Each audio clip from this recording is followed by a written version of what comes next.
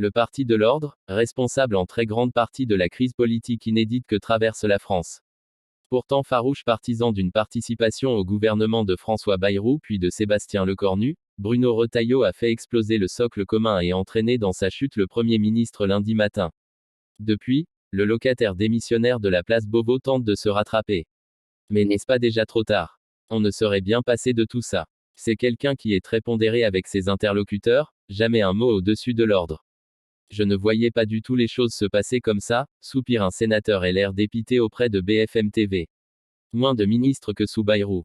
Inenvisageable. On rembobine. Ce dimanche soir, après des semaines d'attente, le Premier ministre vient de dévoiler son gouvernement.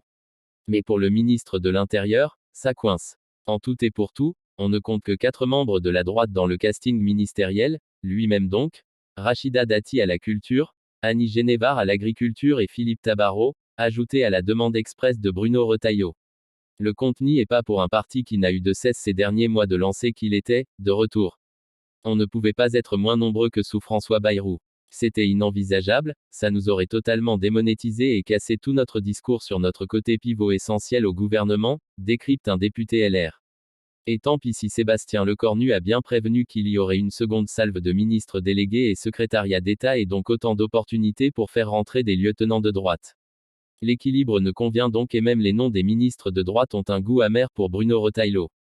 Aucun de ses intimes ne font son entrée au gouvernement, le député européen François-Xavier Bellamy et Othman Nasrou, très éphémère secrétaire d'État à la citoyenneté sous Michel Barnier. Juste pas possible. Pour couronner le tout, Bruno Le Maire, honni par la droite depuis son ralliement à Emmanuel Macron et jugé en grande partie responsable par sa famille politique de la dégradation de la situation financière du pays après 7 ans à Bercy, fait son retour au gouvernement.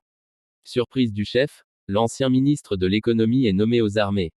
Bruno Retailleau affirme que Sébastien Lecornu lui a caché la nomination de Bruno Le Maire.